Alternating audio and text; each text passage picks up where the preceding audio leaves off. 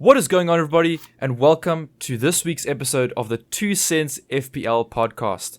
I'm your host, Daniel Park, and joining me are my co-hosts. This week we have Hayden Anderson, we have also Luke Johnston, and Zachary McAllister. Hayden, let's start off with you, bro. How do you feel about FPL?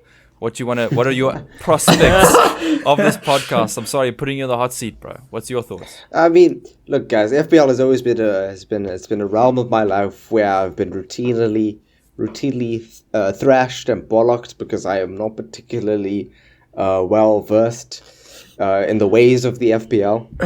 So this is something that scares me, if I'm being completely honest. It's something that I know that if I were to enter into quite thoroughly, I will get destroyed. So FPL is I've been classically conditioned to associate FPL and fear.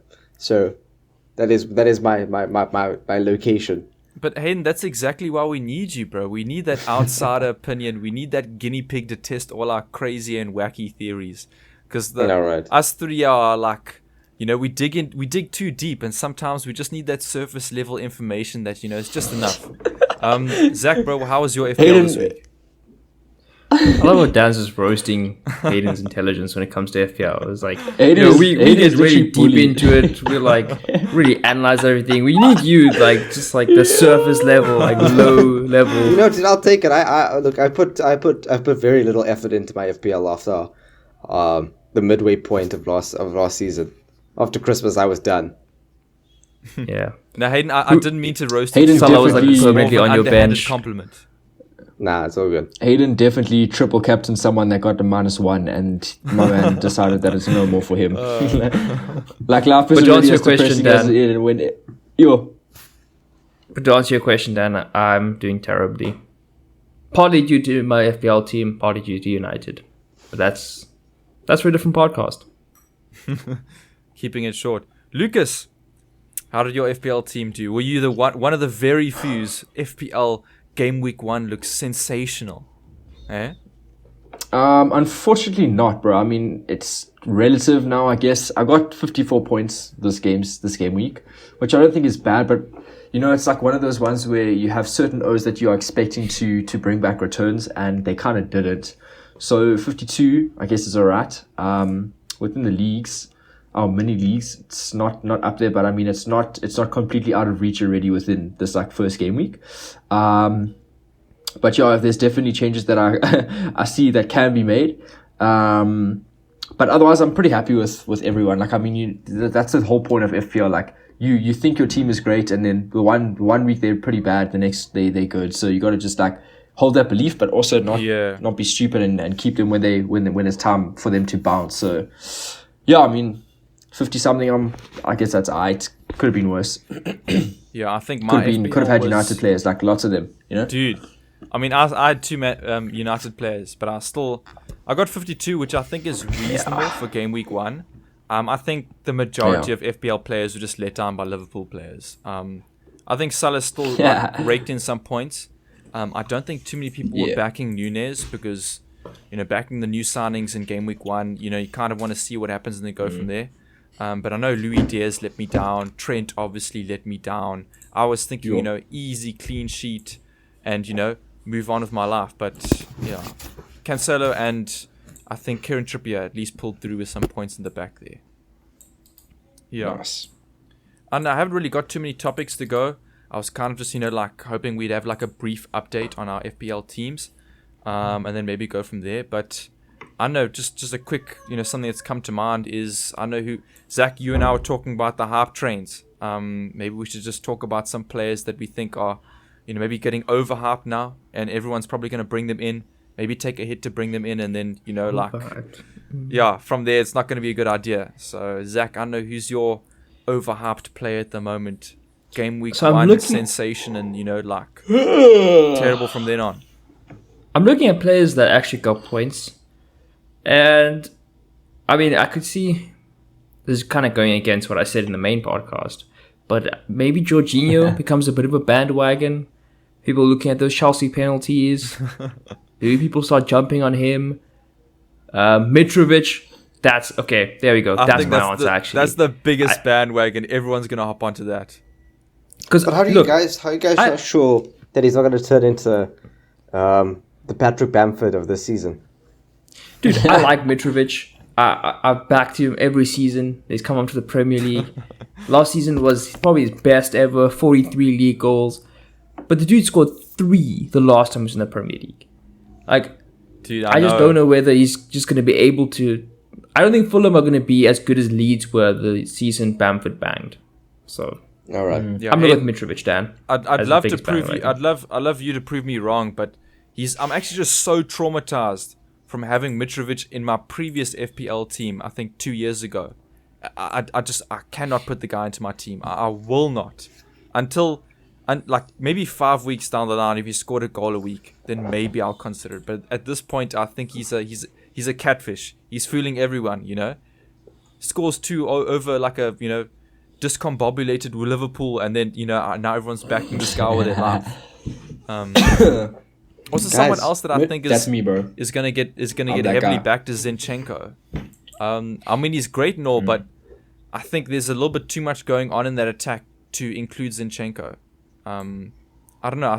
Like in Arsenal, we know Arsenal the ups and downs. So I don't know if the clean sheets are that reliable yet. I disagree. Disagree. Maybe I think it's just the Spurs mentality. We can't see Arsenal doing well. I think Zinchenko's a banger. I mean, he's a defender who, for a lot of that game, was occupying like the attacking midfield positions, and I think he could end up moving permanently into the midfield if Tierney comes back.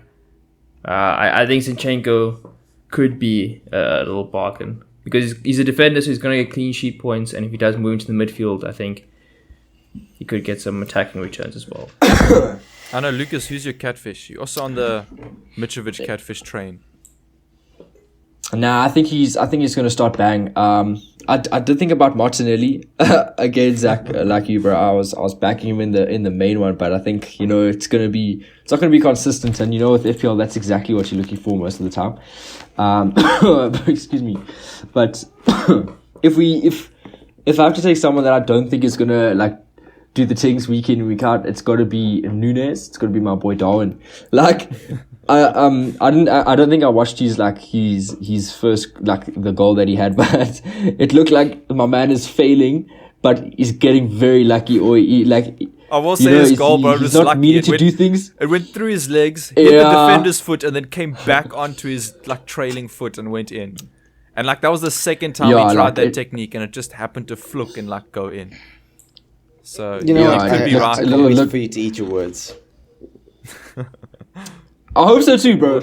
I'm sure he's got the potential, but I think O's are going to bring it in because they're like, yes, it's Liverpool, it's a striker, he's pretty decently priced, scoring goals, it's going to have Salah supplying him and stuff, but I just don't think it's going to be there. I feel like it's going to be a Werner type of vibe, I will say about Darwin Nunez, like, the dude is so funny to watch. Like, I'm sure he'll score a lot of goals, get a lot of assists, but no one of them will be, like, pretty or nice to watch. Like, they'll all just be, like, clumsy, falling over, gets the tap in. I mean, it's functional. He'll get the job done, but I just don't think he's going to be, goal like... is a goal, bro. Yeah. He's, like, the opposite of Lionel Messi. Results are results. What? Yeah. True. Well, guys, I think I want to do maybe one more segment. I also would like to make this video as short as possible. So just for any FPL players that are like listening or watching, who's one player who you think they should transfer in right now? No questions asked, no second thoughts. Zach, let's just start with you. Who's that player that you feels straight in there? Any reason? I've been weighing up strategy with my FPL, whether I want to be chopping and changing my premiums or keeping them and sort of changing the players around them. And I think at least early on I might do that a bit. So this is kind of obvious, but I'd be looking to get Haaland in for next week's game against Bournemouth. I think it's probably a move I'm going to make. I've currently got Kane 11.5, so I'm going to be watching the price rises for Haaland. And if he gets close to that price rise, I'm probably going to pull the trigger and get Haaland in for Kane. Yeah. Hayden, let me make the question a little bit easier for you. Which Liverpool player do you think is going to start performing well now? Okay. Look, I think, but in all honesty, I think Nunes is probably a good shout actually, because if you look at Liverpool's attacking situation, Liverpool has Jota injured, and Firmino whose form is quite horrific. Nunes when he came on, he was the catalyst that completely sparked the Liverpool team's sort of comeback, and I think that Nunes will probably be more than functional in reality. I know we were joking, but I think that when he starts, the energy that he'll bring, I think he's got a whole bunch of assists and goals within him, and I think he's going to take this to the starting 11 very, very soon. Lucas, who are you backing? I've got to agree with Zach, bro. Yes, Haaland just... this is a City team that's almost unstoppable, and then when you're adding this homie that's making in runs behind you before you can even blink, the second blink you have, it's on the back of the net. This guy, he's built different, bro. This guy's built different. I don't know why I had Kane. I think also because I just thought Kane would be a little bit more nailed on, like pens, everything, assisting Son too and stuff like that. But I see Haaland took the penalty for that first City goal anyway. So yeah, bro, that's definitely someone. If I could get if I could get Kane and Haaland, that would be juicy. But I mean, that's already like half the FPL budget gone on those two people alone. Yeah.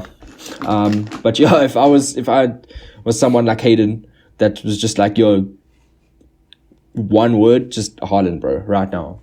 Crazy. Yeah. Right. I think for me personally, I'm going to start backing my boys more often. I obviously already have Kane in my team. But I think Kulusevski is like a no-brainer at this point. Yes, if sir. If you had the privilege of watching that Tottenham game, you would have also seen he got man of the match. And he was just on fire. He got an assist, I think, for our first goal. Beautiful cross into the box, like in the sweet spot. Had Kyle Walker's getting dunked on. Kyle Walker-Peters, for anyone wondering. And then his goal was also nice, beautiful. Cut back onto the left, and then just into the far corner. Absolute beauty. So if you like me and you have Luis Diaz in the team, Luis Diaz out, Kulusevski in. Same price point, just, easy swap. But yeah, I think that's all for today. I hope you enjoyed the podcast. Like and subscribe. Comment down below as well on your thoughts if you think our hot takes are trash takes. As Luke would often say Hayden's are. Also, go and follow our main channel. Follow our main big podcast, 2 Cents Footy. Luke, what do you want to say there, bro? No, I was just going to ask, like, are we going to be transferring in anyone specifically, or are we just going to hold it off and wait for a moment? But we could probably end the podcast and then discuss that afterwards. Yeah. Yeah, well, hope you guys join us next week and see what happened. This has been the 2 Cents crew of 2 Cents FPL. Have a good day.